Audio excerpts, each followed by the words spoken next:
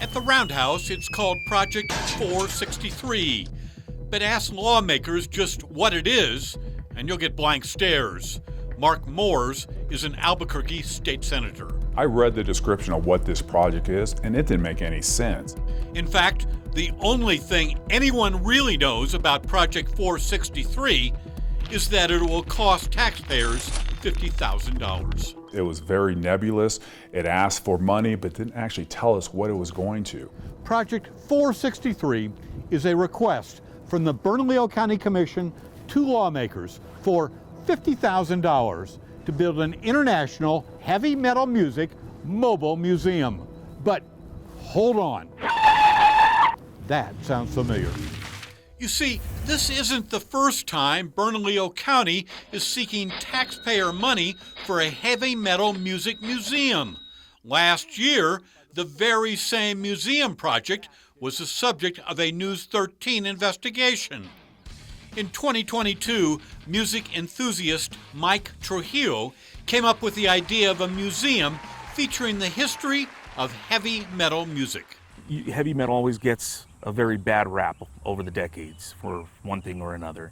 And I think that there's more positives to the genre of music than there is negatives, and there's a lot that they can benefit to learn. He envisioned a $50,000 mobile museum that could be moved from location to location, displaying musical artifacts like drumsticks and t-shirts.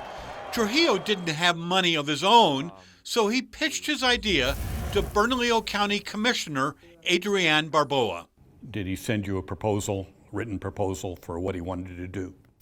No, I never received a written proposal. He talked to me about the program and said that he had legislative support. How is the $50,000 going to be expended? On a New Mexico Music Mobile Museum that would highlight New Mexico musicians and specifically heavy metal in our state. Now, the commissioner thought a music museum would be a good use of public funds. So last year, the county petitioned state lawmakers for a capital outlay appropriation to build the museum project. State Senator Mo Maestas co-sponsored the appropriation. New Mexico music has never had a national chart buster, but it is very important to the culture and the people of this state. So to capture that in a museum, I think would be fantastic. Speaker of the House Javier Martinez also sponsored the museum project. Any project that helps improve the quality of life for our residents, for young people, for older people, I think is worthy of investment. It was only after lawmakers appropriated $50,000 for Bernalillo County's museum project that we learned county and legislative officials had been careless, even reckless with taxpayers' money. When it came to Project 1891, they didn't follow the rules, they broke them. You see, nobody at Bernalillo County bothered to verify the details of the museum proposal. If they had, they would have found that it was a $50,000 project with no documentation, no plans, no design, and no budget. And when county officials asked state lawmakers to fund the project, they improperly circumvented commission policy. Clay Campbell is the county's chief of staff. Did the county evaluate Mr. Trujillo's project for viability?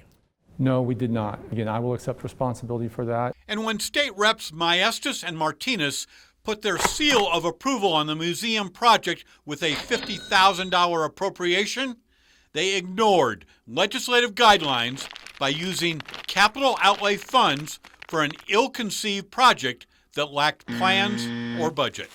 After New Mexico's finance department raised questions about the legality of the appropriation, Bernalillo County quietly dropped the project.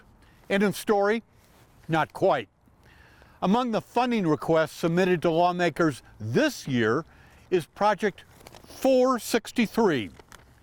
It's a Bernalillo County heavy metal music mobile museum. Here we go again. It's buried on page 5 of Bernalillo County's legislative capital outlay priorities, sandwiched between new patrol cars for the sheriff's office and South Valley sewer improvements is a request for $50,000 to build a heavy metal music mobile museum to, quote, enhance the cultural learning of New Mexico children and underserved communities. Nobody at the county knows what the mobile museum will look like, but the project sponsor says it will include display structures, a concrete, stone, and bronze art installation, museum artifact cases, as well as monitors and speakers. And even though the project still doesn't have a master plan or cost estimate, commissioners want lawmakers to fund the project anyway. Was capital outlay intended for things like heavy metal music museums? It definitely was not. State Senator Pete Campos sits on the Senate Finance Committee. When we talk about a local government taking care of the basic needs for their citizens, this is not one of those basic needs. I don't know what a Bernalillo County Heavy Metal Music Museum is, and I'm very concerned about Bernalillo County saying this is one of their priorities. The need in New Mexico is better schools, better police officers, and better infrastructure, sewers and dams and water systems. We do not need an RV to go around and promote heavy metal music in New Mexico. We need stuff that actually improves the quality of life for our constituents. So how does Bernalillo County justify its decision? Well, they don't. The county manager and her staff refused interviews, and none of the 5 elected commissioners returned phone calls for comment. I expect Bernalillo County to do a better job of vetting these programs in the future. This is not acceptable. By them saying this is a critical need for Bernalillo County really makes me question their judgment. My message to Bernalillo County today is this: really look at the health and safety and the well-being needs of the people of the area. That goes to water and sewer and the very basics. If we don't do this right, we'll continue to squander resources that could go to make people's lives better.